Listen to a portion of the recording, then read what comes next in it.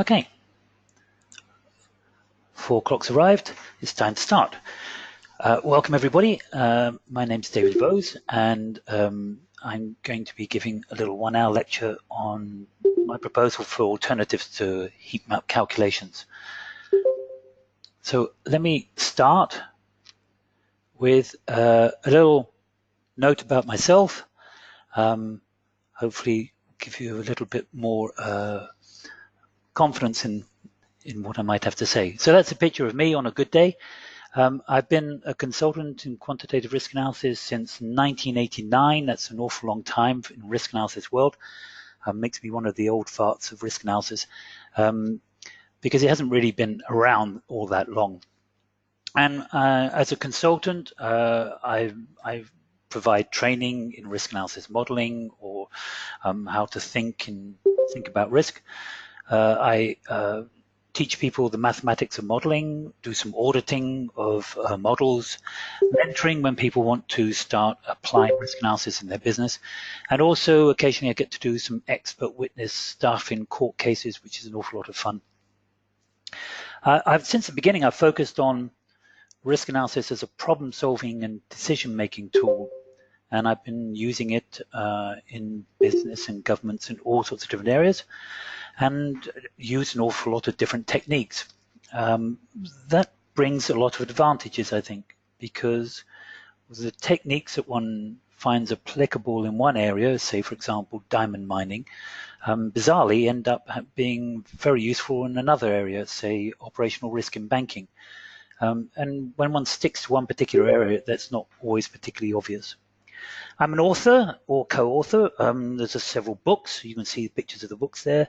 I've also written some guidelines along with some other people for World Health Organization, World Trade Organization, stuff like that.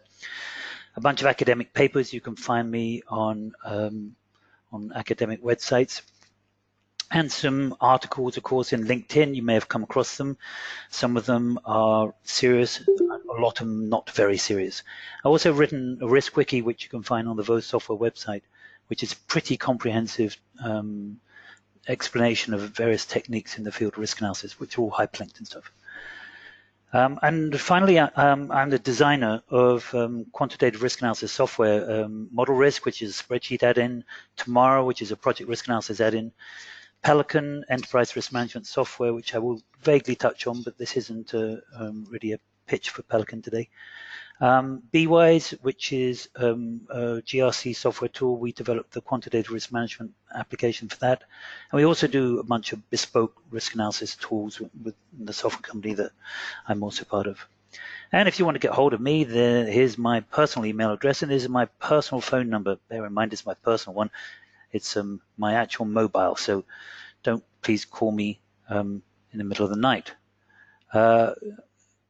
So a little example of the fields that I've been working in finance, a bunch of banks and insurance companies, done all sorts of different quantitative risk modeling for them. Also worked in various industries with manufacturing, etc.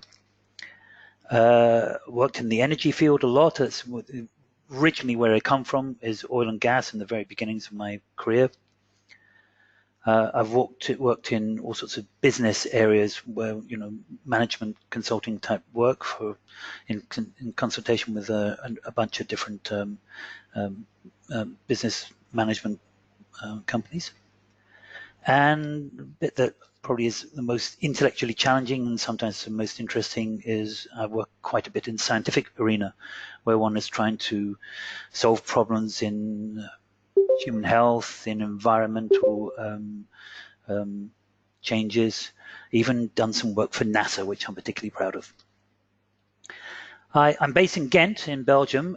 You might not see it unless you've got a high resolution screen, but that little red dot in the middle is Belgium. For those of you who are not really sure where it is, it's rather a small country. I've also lived in a bunch of other countries. I've lived in the United Kingdom, in Ireland, in Norway, and in New Zealand and France. I really recommend you going to New Zealand if you possibly can, one of the most beautiful countries in the world. And I've also worked an awful lot of different places. basically all across the world. So if you're dialing in, calling in from a country outside of the European Union and think, oh, he'll never come to see us, maybe you're wrong. So, okay, that's enough about me.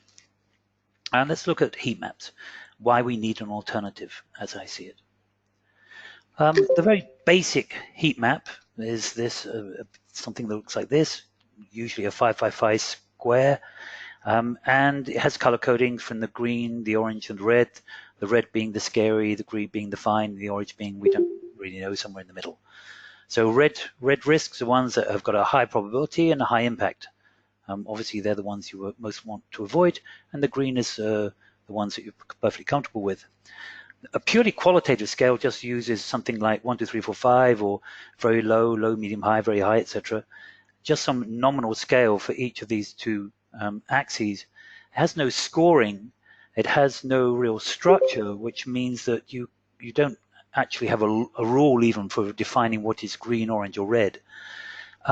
And the only possible analysis you can do when you start to assign risk and say, oh, I'm estimating it to have a low impact and a medium probability, the only thing you can do is you can add up how many you've got in each square. That is literally the only analysis that you can do. And maybe you look at how different the number is from the last time you looked. And despite the fact that it is almost impotent in its analytical capabilities, it is the most popular application of heat maps. Integrated risk management software, IRM, gives the illusion that this is a valid method. So here we have the Gartner Magic Quadrant. You might be familiar. Gartner is a company that reviews and makes recommendations on various different software tools, in enterprise software tools, really. So in the Gartner Magic Quadrant, you have the leaders and the visionaries and the niche players and the challengers. Nobody's a loser if you manage to get in here. Obviously, it's taken an awful lot of money to have got to this point, so Gartner doesn't really want to disparage everybody. Anyway, what do they offer? Well, if you look at them, every single one of them uses a color-scaled heat map, and they use that very qualitative scale. So if you will look at this in high resolution, you will see, for example, very low, medium, high, very high. And these things here, they're just simply counting how many risks you've got in each area. It's strange. You think, well, it's got to be a good technique then. If all of these software tools, which are extremely expensive in the hundreds of thousands of euros a year, if they're all using them, then they must be right. And it's rather a weird thing to actually understand that it's not. There aren't, in fact, any good. Their sales pitch is, it's simple. Simple is good. Well, simple is sometimes good, but in the engineering of cars, for example, we really don't want simple. We want something high quality and sophisticated. We don't want, everybody wants a VW Beetle from the 1960s. That was simple. We moved on. So simple isn't always good. It's compliant, and what they mean by that is it's compliant with basic guidelines like ISO 31000. But everything's compliant with ISO 31000 because it's completely vague about what one should do. It sits on the fence about whether you should use qualitative, semi-quantitative, or quantitative risk analysis. It's very hand-waving, in some ways intentional, because it's trying to give some flexibility about how you do your risk management. But in other ways, it would be nice if they were a little bit more selective about the techniques and just said, it would be better if you did this rather than that.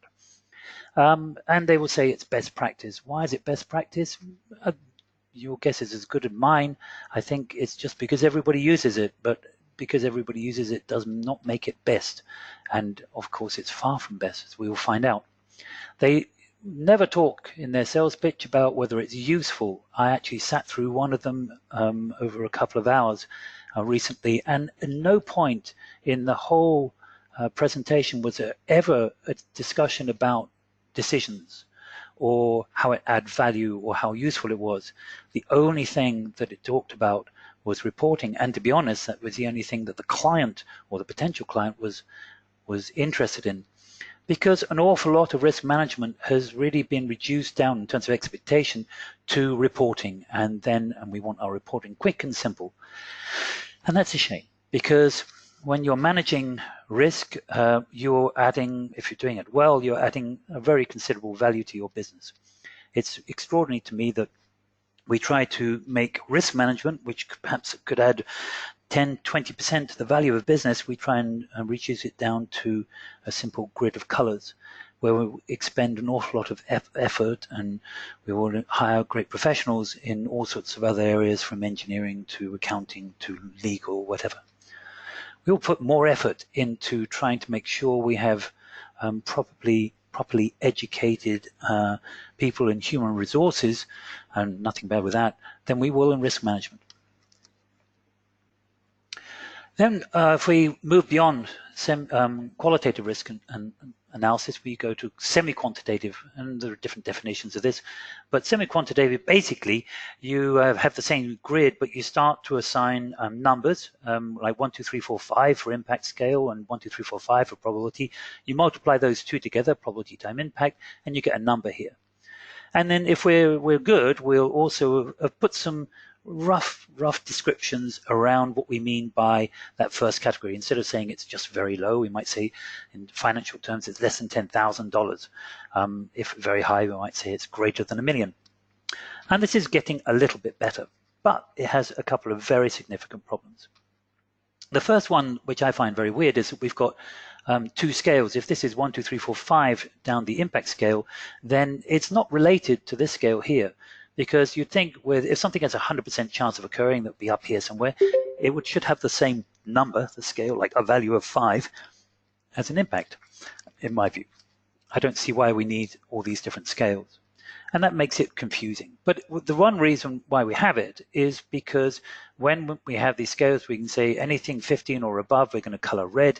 Anything 7 or below, we're going to color green, and everything else in the middle we color orange. And people have said, oh, it's structured because of that. It's got some sort of system.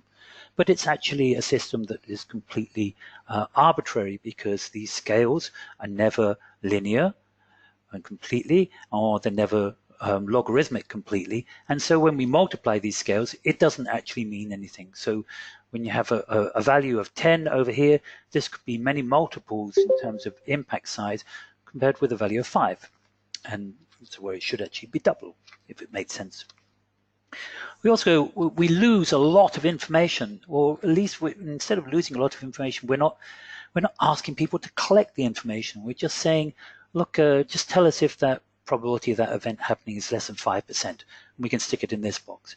If it's like 1 in 1,000 or 1 in a million, that's still less than 5%. It sits in the same box. Well, in my view, there is a great deal of difference between a 1 in 1,000 chance and a 5% chance, for example, and in your personal lives, you'll consider the same thing. But also, how do we describe a risk that might occur more than once? In here, there is implicit assumption that we're talking about risks that can only occur one time at most. So we have a scale that goes from 0 to 100%. But most risks can occur multiple times, certainly if you wait long enough. So, for example, a strike might be a risk. Now, if I talk about the strike over a period of the next month, maybe it's only got a few % chance of occurring. But I look at over a period of, say, a strategic period like 5 years or 10 years, it maybe has will have a multiple times bigger risk. And it's not 100%. You can't talk about it like that. We have to talk about how often it will occur. Okay, so that's not possible to include in here. Also, the impact ranges tend to be extraordinarily wide, and they don't really, even though they're wide, they don't really reflect the sorts of risks that might happen. So, for example, take the strike again. You can have a strike and it might lead to something that's really resolved very quickly and it's only $10,000. Or it takes forever and ever and it's many millions of dollars. Well, how do we describe that risk in here? Because we have to put it in one of these boxes, and that causes us a lot of problems. And one of the ways that people get around that is they talk about, the probability of a strike, let's just give a number, is 20%. So it sits in here. What's the worst impact it could be? It could be $2 million. Well, then that means we should put that risk in here in this square. But that's not true, because maybe the chances of it being $2 million or more impact is extremely small, 5% chance or 20% chance of that strike happening, but a very, very small probability that it will be such a long strike. So we're really sort of mixing things here when we try to plot risk into a map like this. Also, how do we describe a risk that might, like for example, if you had risk of strikes of ambulance drivers? Well, there's more than one impact we have there. There'll be a financial impact, maybe if it's a private hospital or something, but we've also got the risks of people dying or becoming more sick because they're not attended to quickly enough. How do we combine these several different impacts all into together? And you cannot do this with a scoring system like this because you cannot add risks. You can't talk about a risk with a score of 6 and another with a score of 9. That does not add up to a risk score of 15.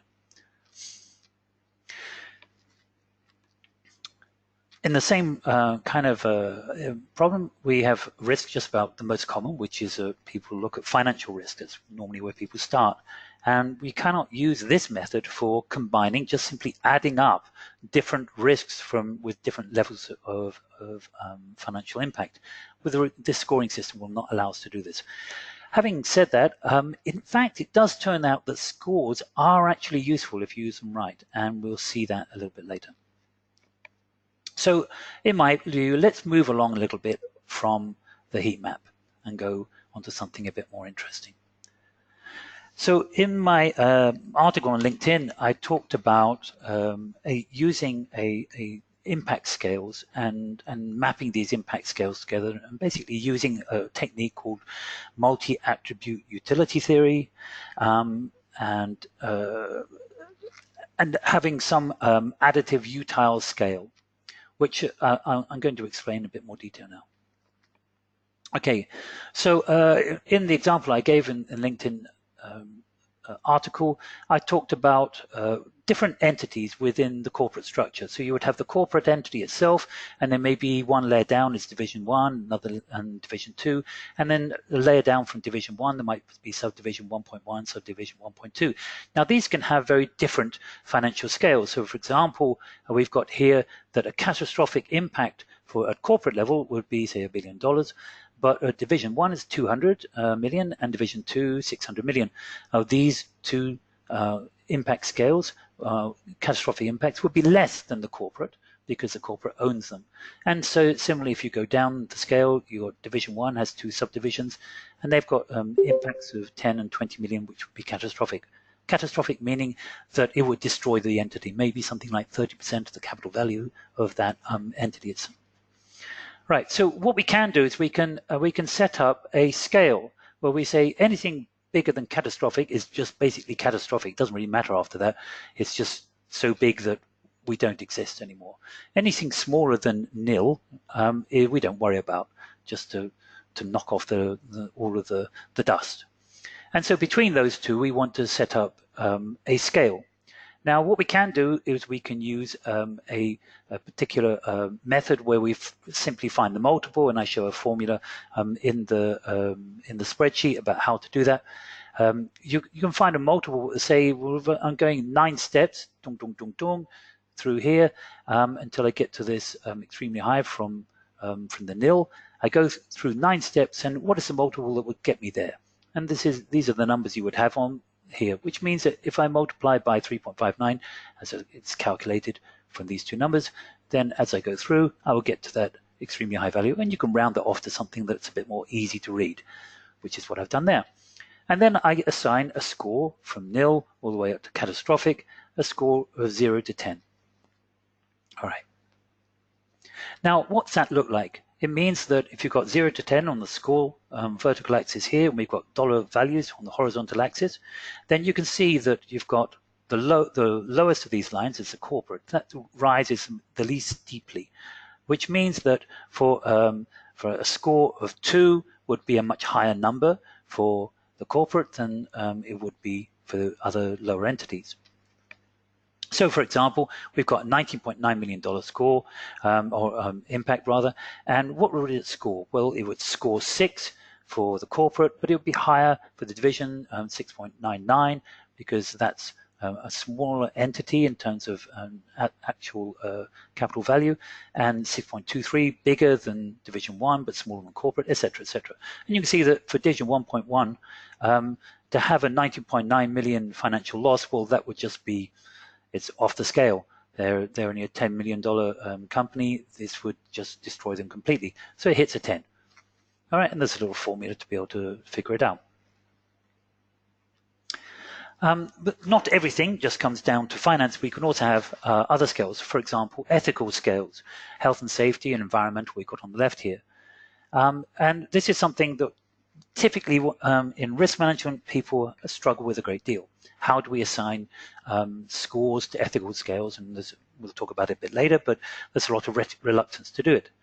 So we've got here the health and safety, and I've got some definitions, and of course everybody can make up their own definitions for what would be a nil all the way up to a catastrophic health and safety impact. So here catastrophic was death of a large group of people, extremely high death of several people, etc., etc. Note that we don't have to assign a definition to every single 0 to 10 scale. We might just simply ignore, and we say that, look, any damage we do to the environment, anything, we're going to at least call it medium high. So we don't have to fill all these in if we don't want to. And we can fill every second one in as well if we want to. Right, so for ethical scales, we use descriptions of our own choice, but it's the same for all entities. And what we intend to do by that is we tend to make sure that everybody is following the same set of ethical rules.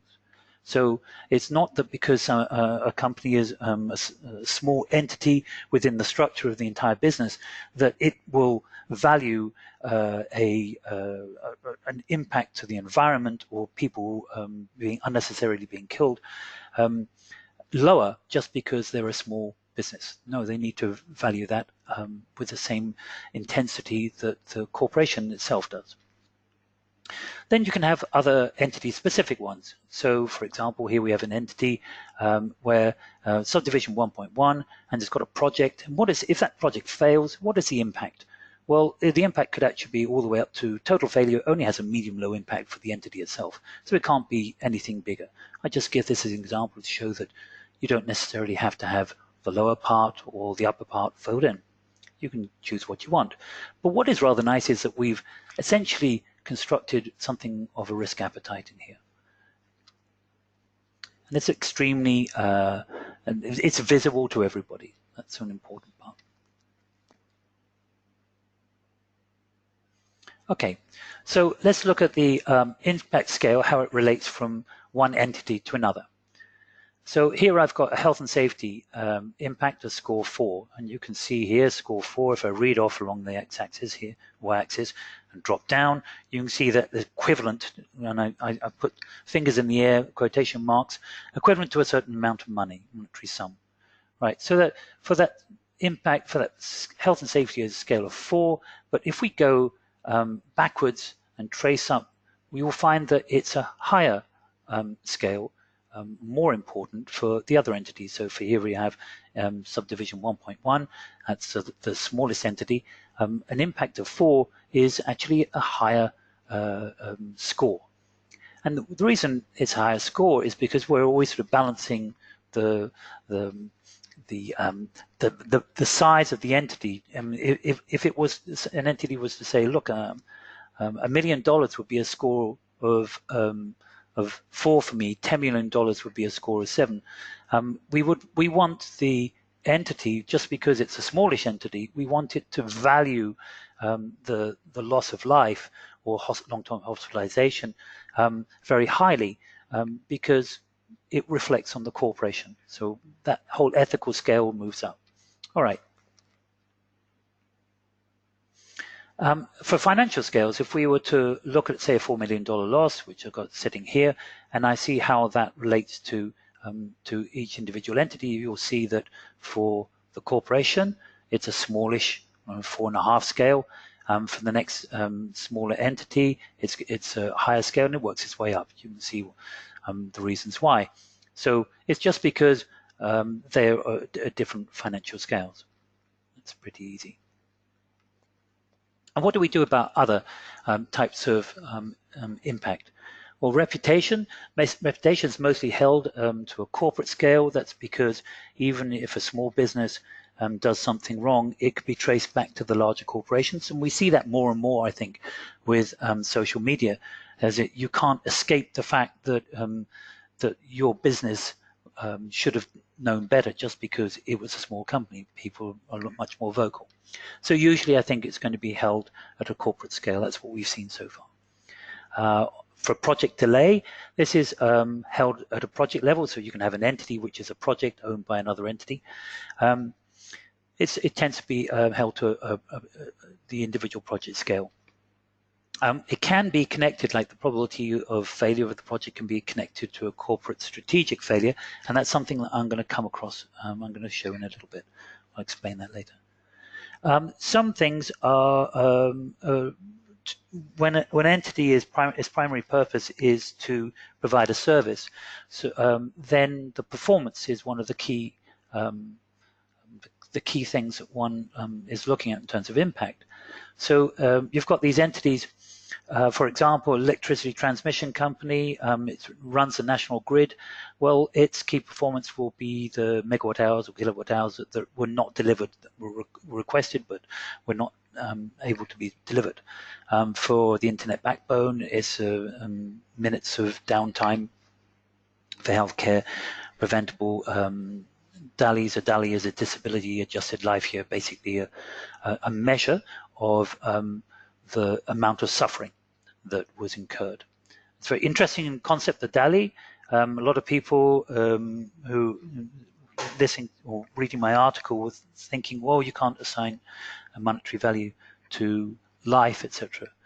But scientifically, we've been doing that for many, many years. And one of the ways of doing that effectively is a DALY.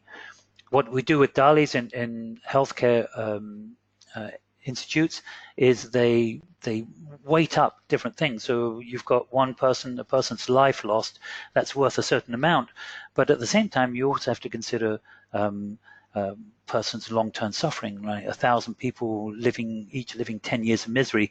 How does that equate to one person dying? And it's an unfortunate reality that we have to make those balances. So this has always been done. It's just that in the business world, there is a certain reluctance to actually address such things. Also, we've seen strategic risk.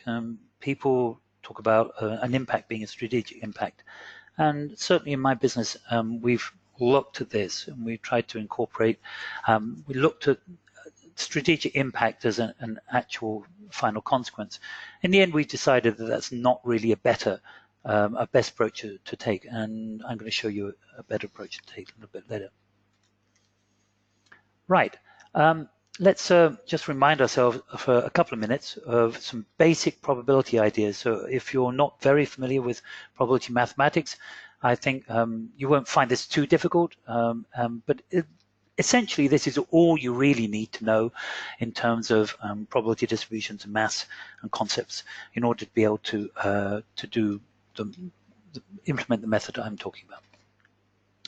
So there are sort of three concepts here. How many events might occur when we're describing a risk? So we're not interested in just whether the risk will occur or not, but maybe it could occur multiple times. So how many times might it occur, right? And that follows a probability distribution. It's a discrete distribution. It either occurs 0, 1, or 2, or 3, etc. number of times. And then for each one of those events, how big might the impact be? And there are various different probability distributions. From a uniform distribution saying it's somewhere between 10 and 100, and I don't know.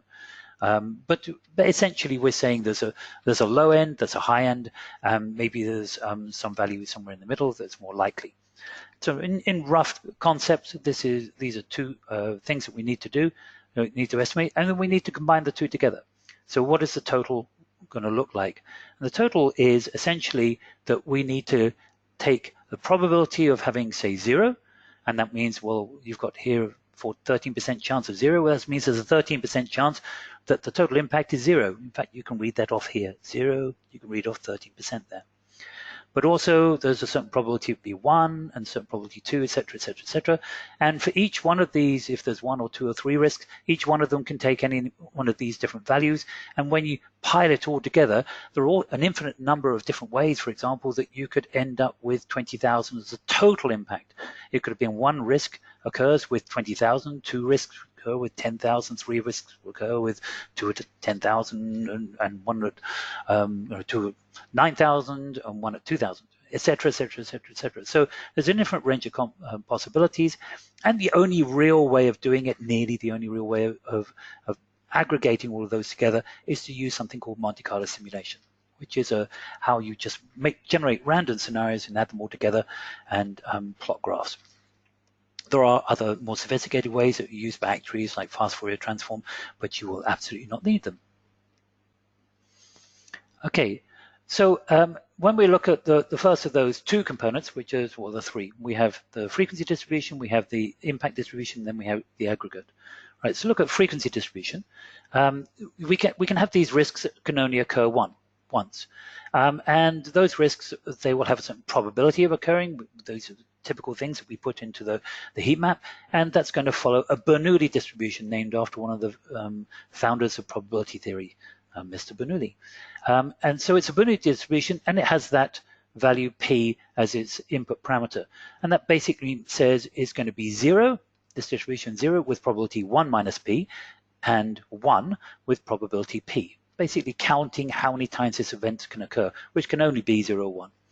Then we have another type of distribution, which is the Poisson.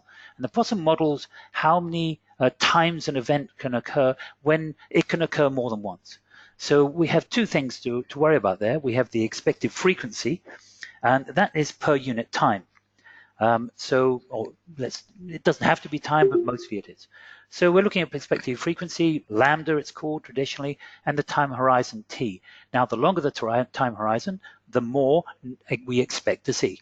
So it turns out that the discounting distribution is Poisson with the parameter lambda, the frequency, and t, the time. So you change the time horizon, you increase it, and the expected number of counts will also increase. And we can see over here what they look like. Here's a mean of 0.1 rather. For a Bernoulli distribution, which is in blue, there's a 10% chance of it occurring, 90% chance it doesn't. For a Poisson, it looks pretty much the same.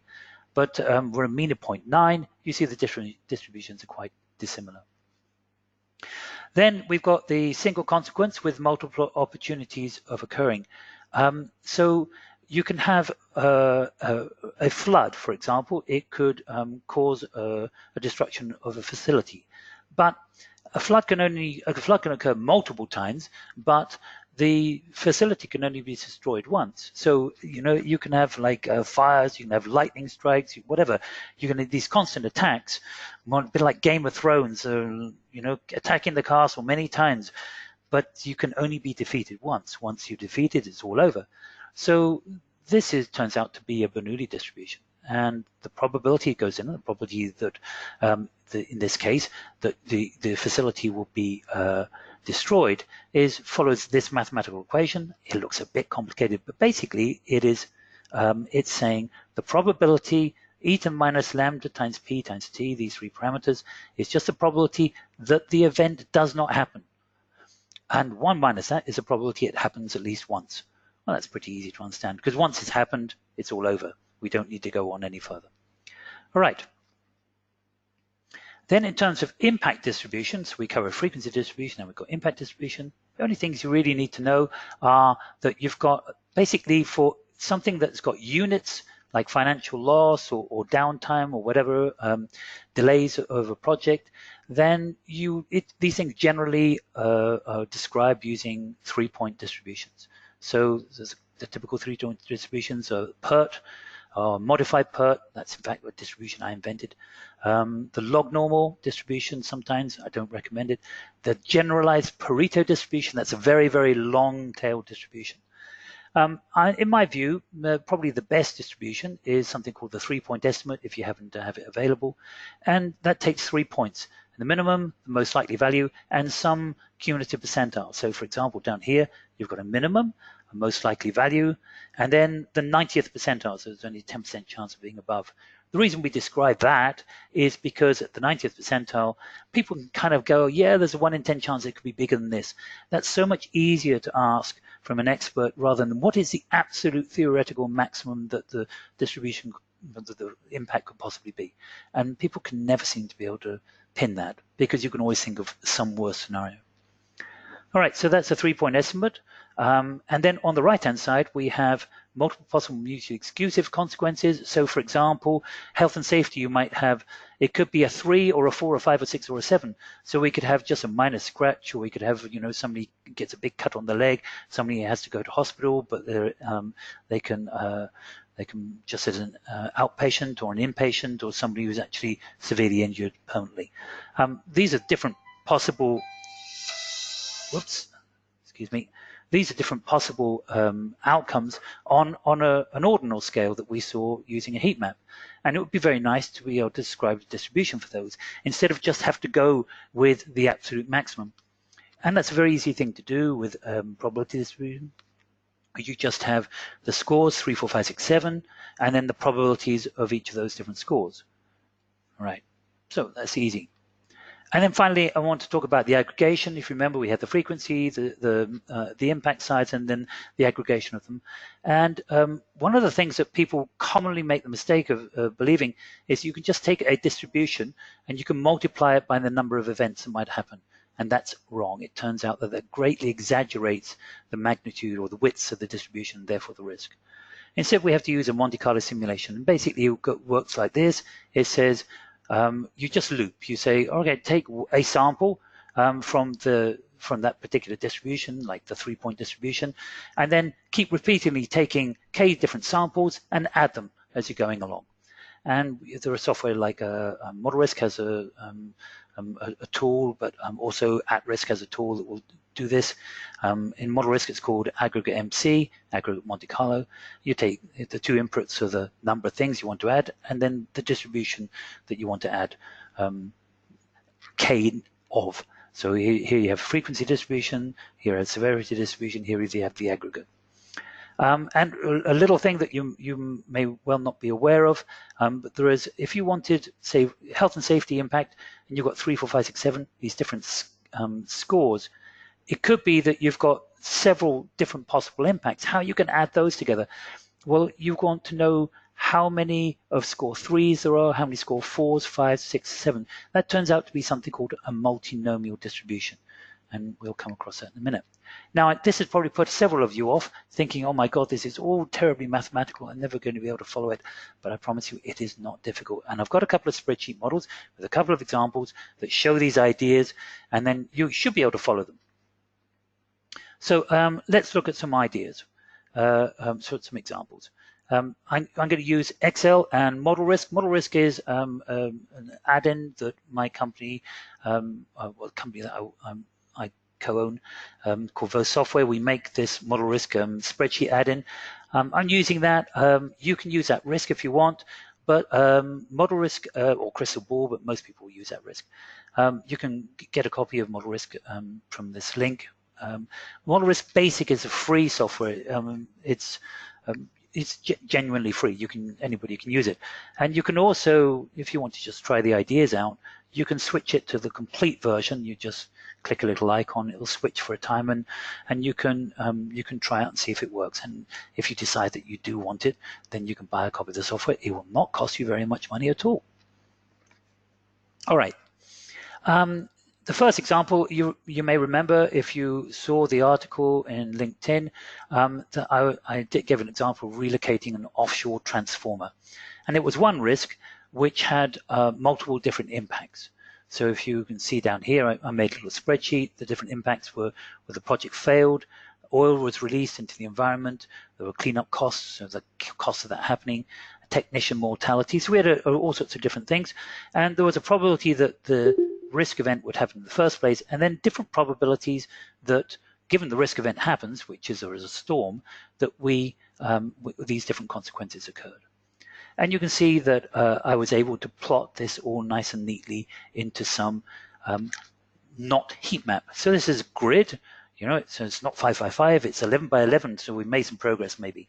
But the idea here is that we're not coloring these squares. We're just simply saying with the impact score is from something that's nothing to catastrophic, and we've got these different likelihoods.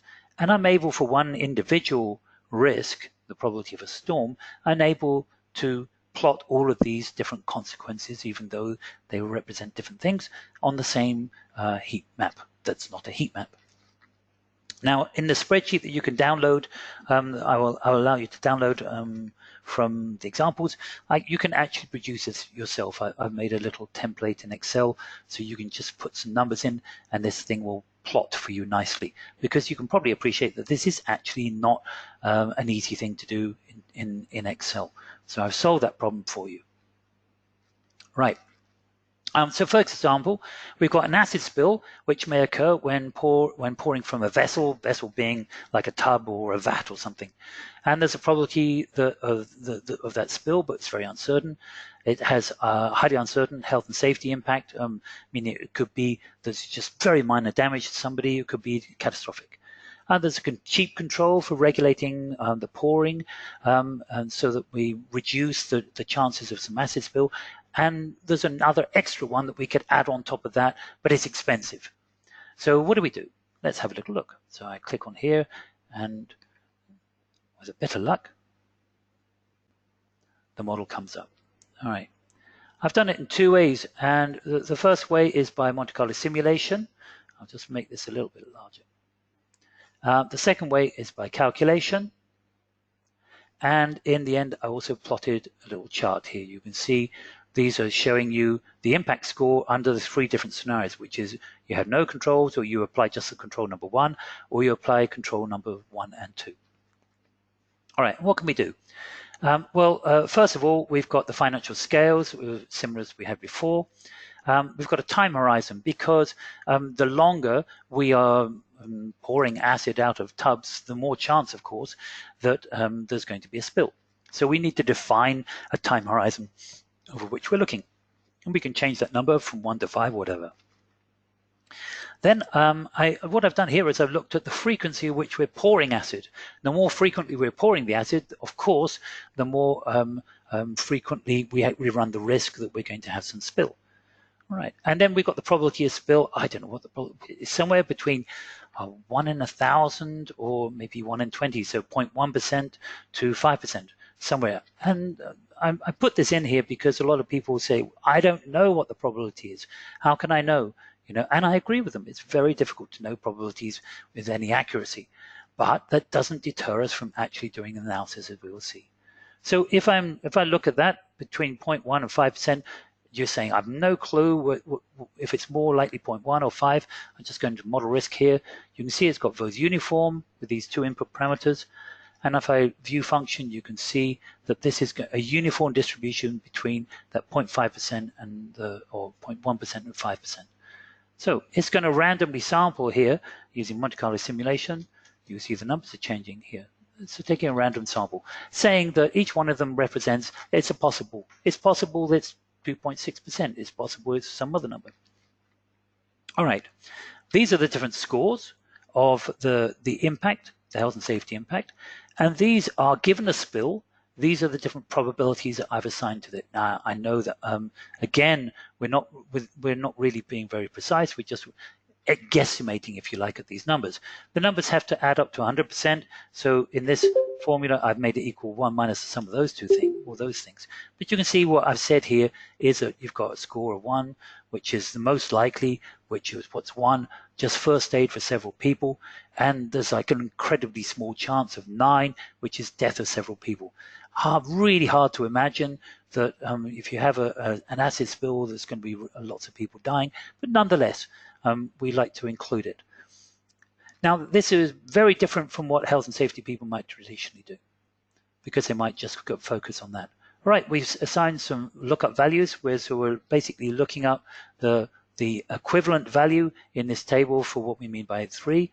Then we start looking at what the results might be. So here, this is something called a a multinomial distribution. The multinomial distribution is saying, well, when you have those acid spills, at the moment simulating you have 14, how many of them were in each of these categories? And it just says 14 with these different probabilities for each of these categories, and it magically redistributes according to these probabilities. You can see here down here, some are 14. It's redistributing those 14. Well, where those 14 come from? Those 14 are simply 5 years at 140 acid pouring per year, with this probability that an acid pouring will end up with a spill. You multiply all of those together, and that's the average number of spills you'd expect to get. All right, which need to be distributed. And then if we add up all of these utiles here, so I'm just simply adding them all up, then I can convert that into a score. So I'm doing an interpolation here of that score, and I can simulate. And I can also, in here, I can say this is the mean. I'm doing this is sim mean calculation. So what I'm going to do now is I'm going to run 1,000 samples of this model. This is just simulating 1,000 samples. You see, we'll go along here.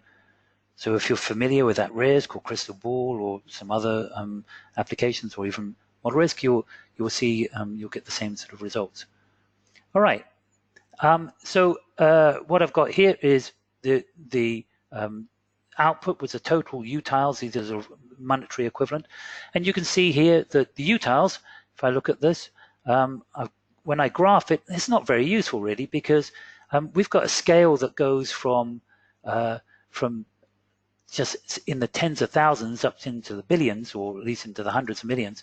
The scale is too wide, and so we end up not really being able to see these things. This is actually, I think, where scores can come in, because if we transfer back to scores, then we actually see these things pretty well. So what are we seeing? Well, I've also applied the effect of a control and the effect of two controls. If you looked in here, I also calculated the cost of these, added them in there. So we're adding the cost of the impact with a reduced set of consequences, and you can see what the total impact is. Right, so we basically worked out the benefit minus the cost, if you like. And we can see which ones are working for us. Well, the blue one, which is both controls number 1 and 2, this has in general a lower score, except for down at the low end here, 4 and below. But actually that's not very important. So probably we would go for the applying controls number 1 and number 2. We would certainly we'd certainly go for control number 1 at least, which is the red, as opposed to not applying any controls at all, because at every cumulative probability that we're looking at, we're seeing that the impact is bigger when we don't apply any controls than when we do. So that's a good thing. All right. We could have done the calculation. The calculation is, instead of using the distributions, is just calculating the mean values, which is what I've got in here. I've calculated the mean values, but you should be able to follow that very easily.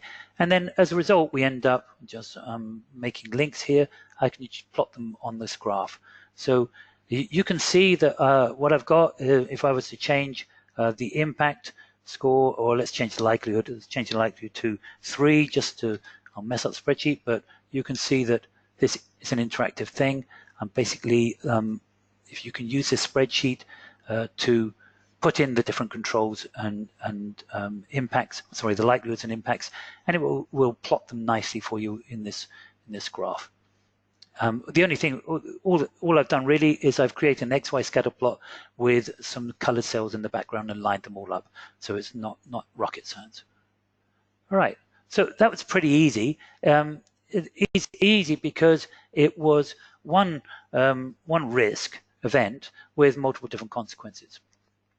But you can do the same thing here where you've got multiple drivers to a risk event with multiple consequences. So a risk event, say loss of radioactive source, and that can result in multiple different consequences. Some of which are financial, some of which may be are environmental, and maybe something else, it could be health and safety, for example. Right, and I've got a spreadsheet in here, and I'm wondering whether I have the time. I don't really have the time to do this, so I'll tell you what I'll do is I'm gonna allow you to download this and have a look at it. It should be easy to follow, but if you have any problems with it, you can always get back to me and ask me how that worked. All right, there are 3 drivers, 3 controls. These are controls, are things that So a driver is the way that this radioactive source might have been lost. And the control are the things we do to try to stop the risk event occurring in the first place. The risk event is where we lose control. So those 3 different controls, because of the 3 different causes, there could have been more. And we have all these different consequences. And this calculates, I'll just open it up, but this calculates all of the different possible consequences, and it aggregates them all together. So we've got this, you can see here, we've got the different scales. You can see there's some different calculations in here. This is a simulation. Oh. Yeah, you can see the simulation going on down here. And a calculation sheet, which is where I've just used the mean values. And you can see that all the numbers, this is a bow tie diagram, the numbers are all in here. You'll see that they correspond with each other.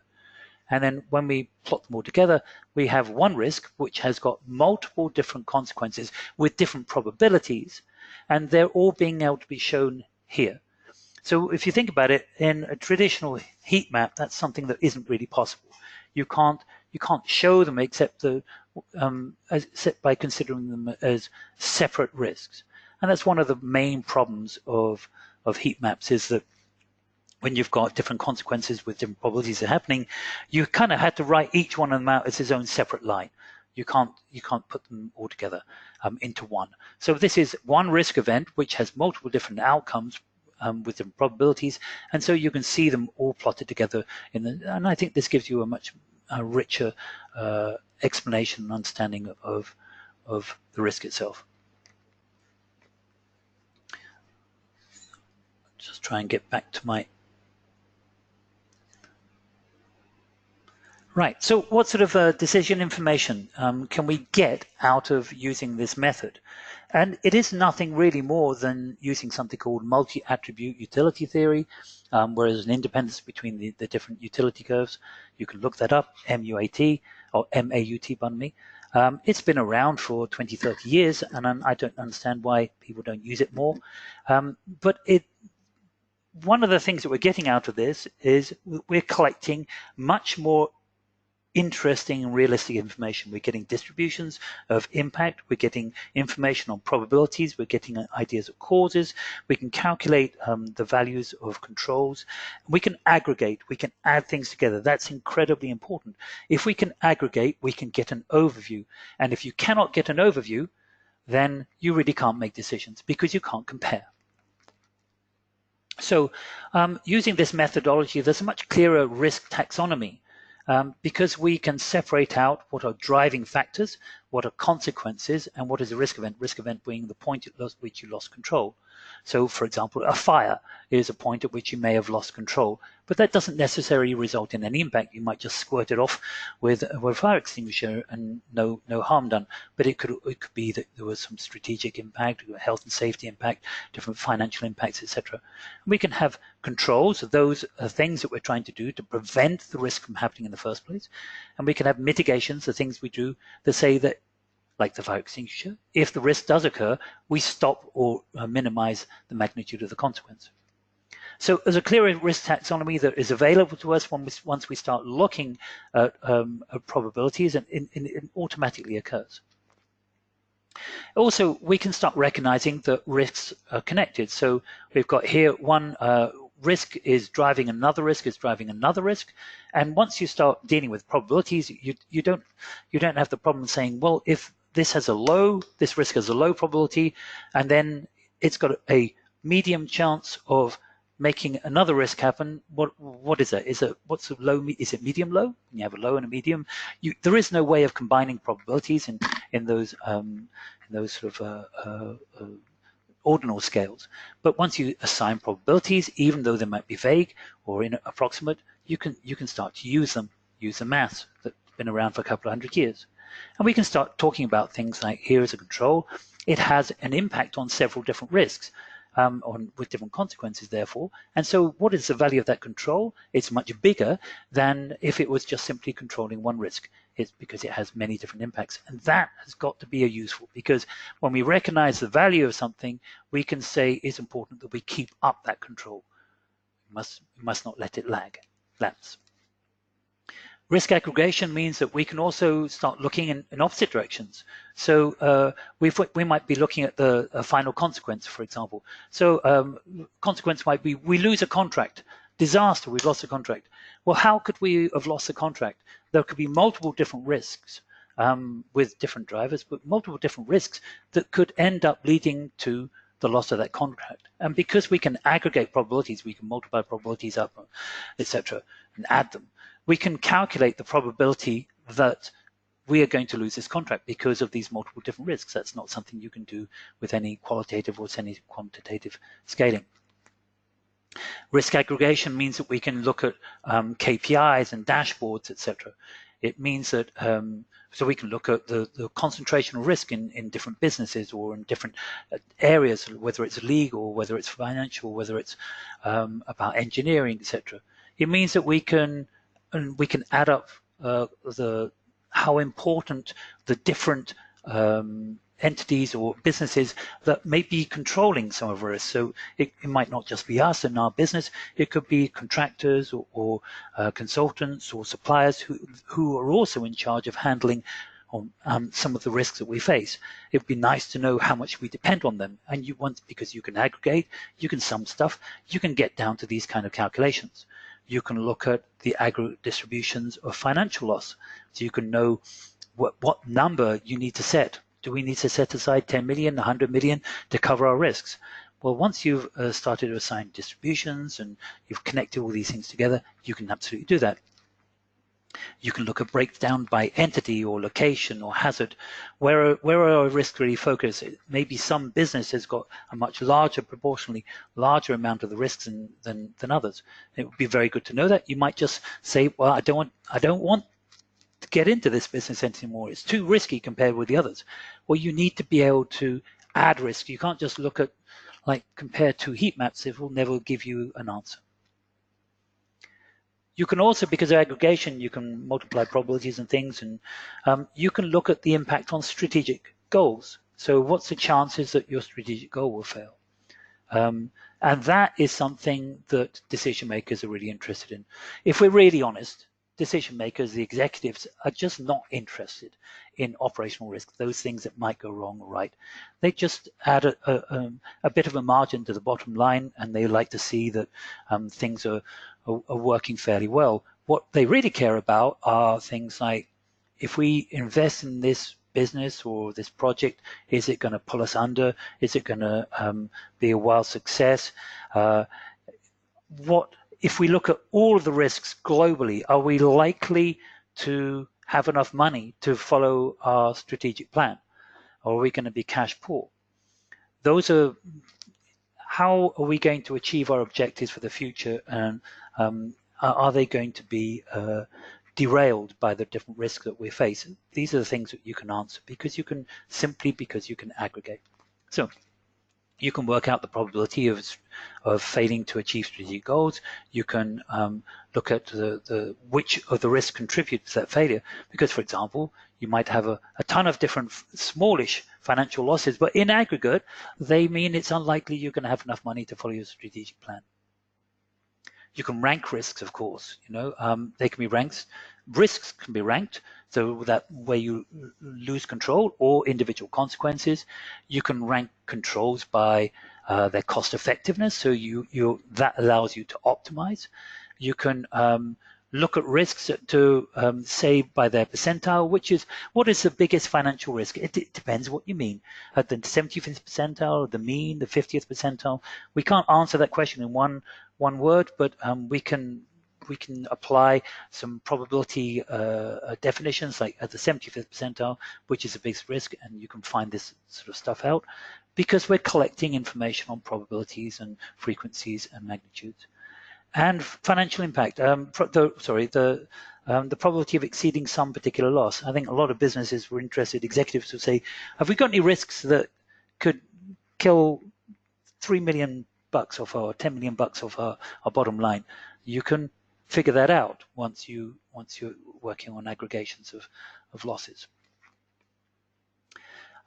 Just a small moment on calibration. When you are using subjective estimates like very low, medium, high, very high, etc., you can never improve on those because you've never set yourself a measure against which you're comparing. So if something actually happened 3% of the time when you said it was a low probability, there is no way of saying, oh, we're under or overestimating, because you never really laid down what you meant by a low probability. But if you start applying numbers, even though those numbers might be vague, you can improve a great deal. And there are different calibration techniques which you can apply. So once we're collecting the information or what our estimates were, and we see how frequently these things occurred, well, we can do much better. We can always improve. There is always going to be some criticism. Unacceptable value on human life. Well, you can say the same thing about semi-quantitative risk scoring. Those heat maps, when you've got a magnitude that's a high impact financially and a high impact health and safety, basically it doesn't take Einstein to figure out that we're mapping those and calling them sort of equivalent. And we do it already in life, of course. We place a limit on the amount on the budget that we use for safety equipment training, safety training, and testing of fire extinguishers or whatever. You put a dollar value using this technique if you want to, which would be kind of logical, but I understand it's not very palatable.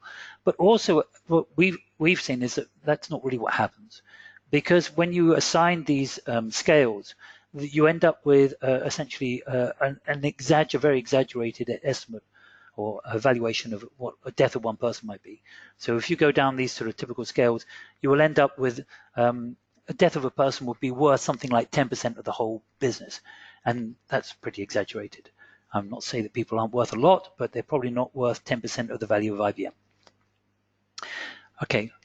And but sometimes we just need to not make that too visible. If you use software and our models, we can get around making that particularly visible, just so that we don't invite the criticism. What are the next steps? If you're interested in this idea, then you're going to have to at some point deal with your executives, and so I had some of you might know him, Doug Hubbard. Over the weekend, he and I had quite a long conversation. We do sometimes. And I asked him, how do you show executives that quantitative is a better method? And he said, well, I asked him these questions. What's your single biggest risk? How do you analyze it? And normally that sort of ends up a bit embarrassing. Does the method work? Probably not, no. How do you know if it works? Well, we just think it does, if they say it does. And would you like to do it better? Doug says that almost every time that he meets an executive and starts talking along these lines, they always would like to do it better. And would you prefer to rely less on gut feel? It turns out that if you use quantitative methods, all research shows that you will do, in the long and the short term, you will do better in managing your risks. So how can you get started? Spreadsheets. That's the easiest way of getting going. Many risk registers are on spreadsheets. Even, it's unbelievable, even billion-dollar companies, I can't understand it myself, but they use just simple spreadsheets, risk manager. But that's probably because nobody else pays attention except the risk manager who is making his heat map. That's cheap. If you want to use model risk, it's going to cost you $595 per annum. That's per year, or at risk, it costs you a bit more, whatever. You can build up your spreadsheets using the second version of each sheet with calculation. That will cost you nothing. If you really don't have any budget at all, you're a risk manager who's just not access to anything, sad but often the case, then just use a spreadsheet. The calculations I'm showing in those spreadsheets, what you can do with just multiplications, divisions, etc. If you want help, you can ask for my help. It won't cost you too much, a little bit, but it won't cost you too much to get my help to implement this.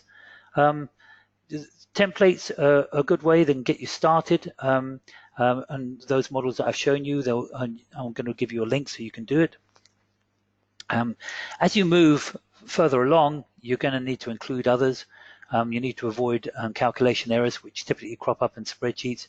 You should become available online so other people can start using it. Then you will want to use a quantitative ERM system. And currently the only one that there is, so that's the the nail in the coffin for some of you, if you want to move forward, is that the only fully quantitative ERM system is Pelican, which is my company. It uses the principles we described here. Risk Lens is an up-and-coming product. If you're in, it's an option for you if you're using IT risk. But if you show value to your executive that quantitative is really improved, maybe that's as far as you go. Maybe you've just done a great service to your business, but if they want to go further, at least it's nice to know that there is some route forward. So thank you for watching. I'm going to stop recording. I've stopped recording now. Have I?